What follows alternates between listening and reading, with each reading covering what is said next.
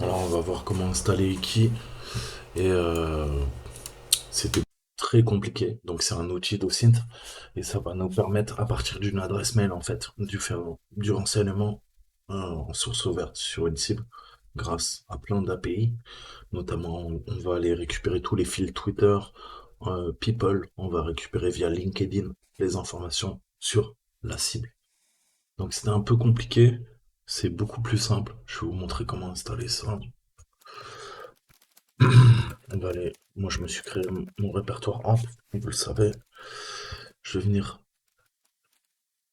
récupérer tout ça. Ok.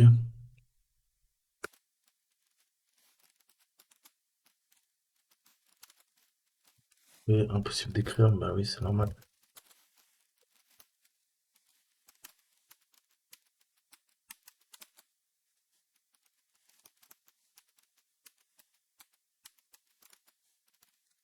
Là, on est bon. On a Redis, ok. Sudo mkdir, on va lui dire quoi? Redis stable. Je crois que je peux le décompresser tout de suite. Tout de suite. Alors, xvzf et le nom de l'archive. C'est un xvzf. Ok.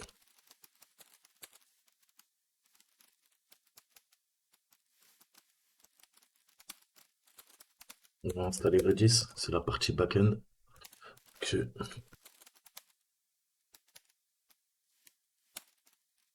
comme ça. Ah, le con. Donc, make compilation.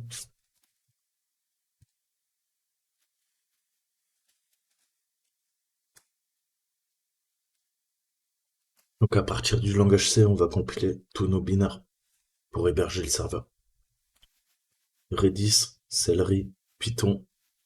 euh, voilà, ça va être notre partie backend. Et après, on va créer, installer notre application web qui va se servir du backend Redis. Donc là, ça va prendre un peu de temps. On va compiler. Enfin, il le fait pour nous.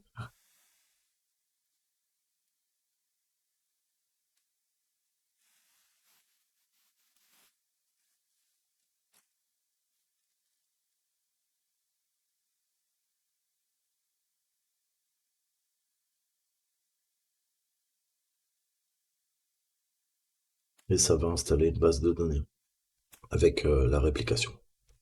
Ça va faire un cluster.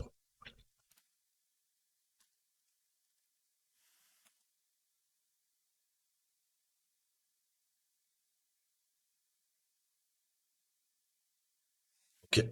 Faites pas tout de suite le make test. D'abord, on va faire ça. Après, on fera notre make test.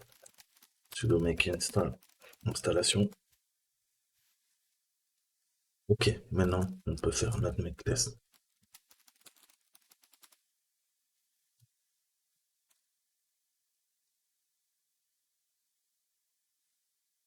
Donc, faut que tout soit sur OK et ça voudra dire qu'on sera bon.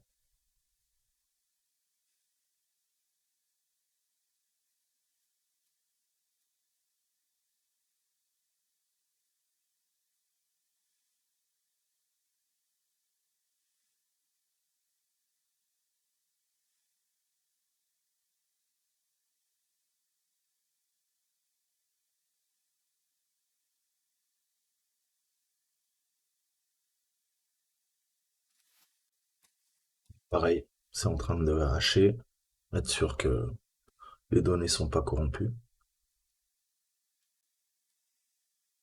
Ok, donc après 5 minutes, on voit qu'il a tout vérifié.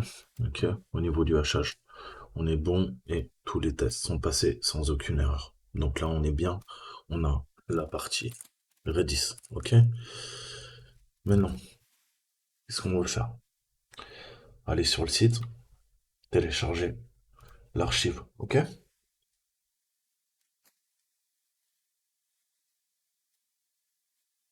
ok, donc qu'est-ce qu'on va faire? Je pense que je vais le mettre dans le même répertoire. Au pire des cas.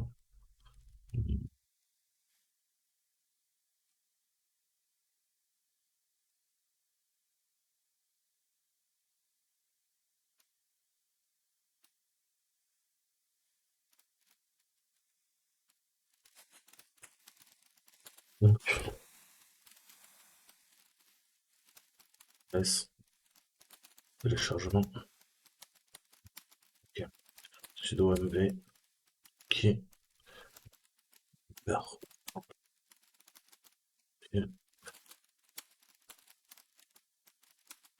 ok. Sudo unzip wiki.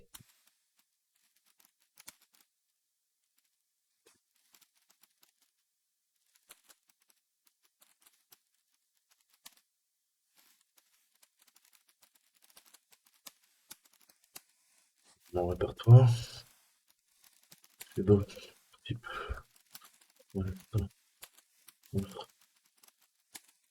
environment, ça, tout est ouf. Sudo, ça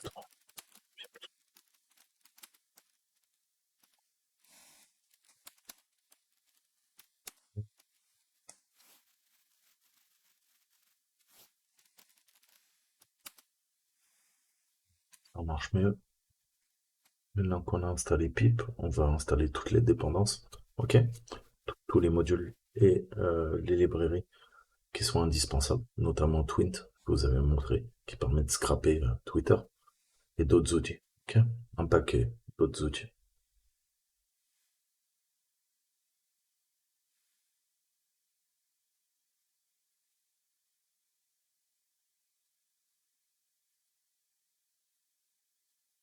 Et en train de créer les dépendances,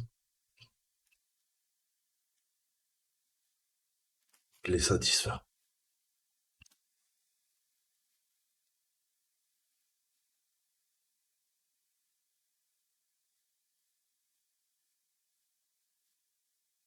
Ok. Madame est heureuse. Qu'est-ce qui se passe maintenant? On va aller dans le back-end et on va lancer le bazar.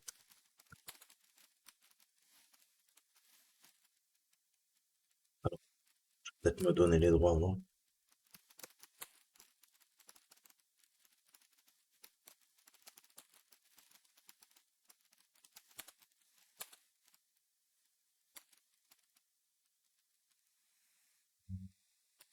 Pas sûr. Puis,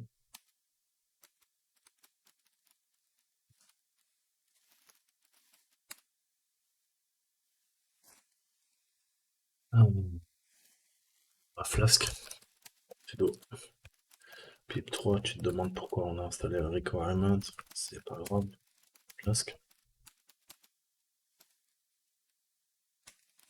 Flask est installé, je crois. Hmm,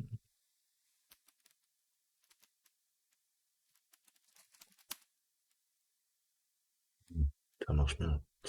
Il faut les permissions. Ok. Sudo. Ok, monte le serveur en prod. Il lance Celery.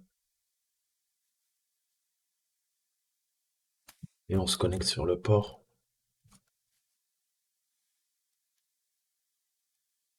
Plus que c'est combien? C'est quoi le port npm start? On se connecte sur le port. Quel port? Du pas, bâtard. Hmm,